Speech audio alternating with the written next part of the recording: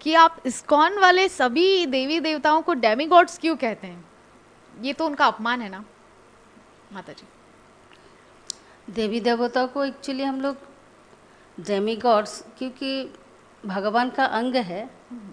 भगवान जो है वो परम पुरुषोत्तम भगवान, वो पूर्ण है, और उनका अंश होने के नाते देवी देवताओं को हम लोग डेमीगॉड्स कहते हैं।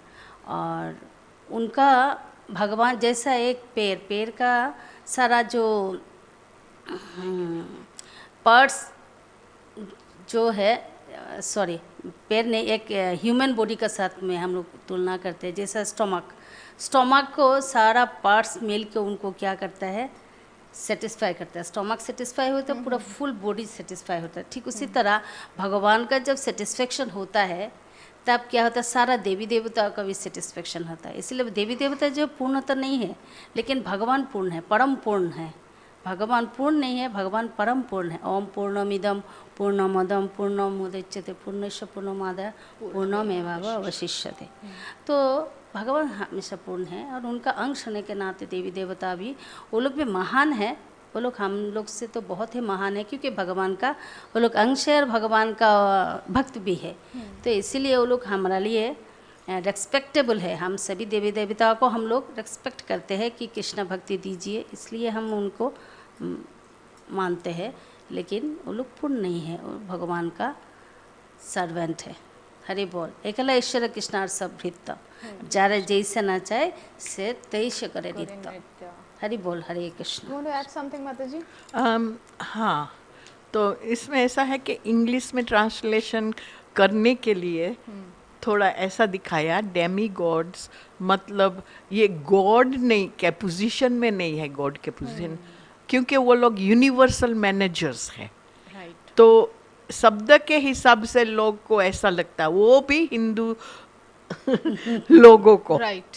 क्योंकि उनको उनके साथ बहुत परिचय है और उनके साथ बहुत जुड़े हुए हैं, तो उनको ऐसा लगता है कि डिसरिस्पेक्टिव वर्ड है। बट कोई कोई शब्द इंग्लिश में ट्रांसलेशन मिलने का बहुत कठिन है, जैसे कि रास का ट्रांसलेशन तो हो ही मिलता नहीं ही नहीं सकता, बिल्कुल है। तो नहीं। प्रभुपद ने उसको मेलोस कर बुलाया, यस। इसी कारण। लेकिन वो यूनिवर्सल मैनेजर्स है, और सबसे बढ़िया तो शिव जी का दिया है कि जैसे कि आराधनानम सर्वेशम, तो ये विष्णु क्या आराधना आराधना पुराण परम में, राइट। मीन्स वैष्णव को तो ज्यादा मान देते, तो मीन्स शिव जी को कितना मान देते हैं कि परम वैष्णव है वो। तो इसलिए कुछ इंसल्ट नहीं है उसमें, खाली हमको थोड़ा पढ़कर, बुक पढ़कर समझना है कि ये क्या है। थैंक यू, आपका सवाल अच्छा था। तो देखिए, हम लोगों का मूड जो है वो इंसल्टिंग मूड नहीं है। हम लोग प्रॉपरली उस चीज़ को प्रभुपाद के बताए अनुसार हम लोग स्टडी किए हैं, और हम लोगों ने जाना है कि किसकी सिचुएशन क्या है, किसकी पोजीशन क्या है। तो हम जिस पोजीशन के हिसाब से उनको संबोधित करते हैं।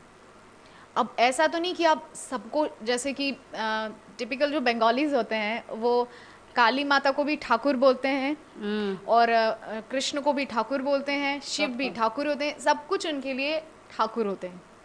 तो देखिए, ऐसा नहीं कर सकते, आपको डिस्टिंग्विश करना होगा सबको उनकी पोजीशन के हिसाब से।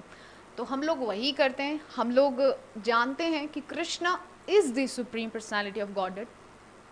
तो जब वो सुप्रीम पर्सनालिटी हैं, तो कोई और सुप्रीम पर्सनालिटी कैसे हो सकता है? क्योंकि एक ही हो सकता है, राइट?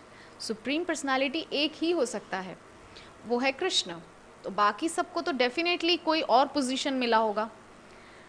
तो उसके हिसाब से हम लोग जो शास्त्रों में हमने पढ़ा है, हमारे आचार्यों से जो कुछ हमने सीखा है, उसी चीज़ को हम लोग फॉलो करते हैं। हम लोग कुछ भी मेंटल कॉन्कॉक्शन या स्पेकुलेशंस को नहीं बताते हैं या दिखाते हैं। ओके।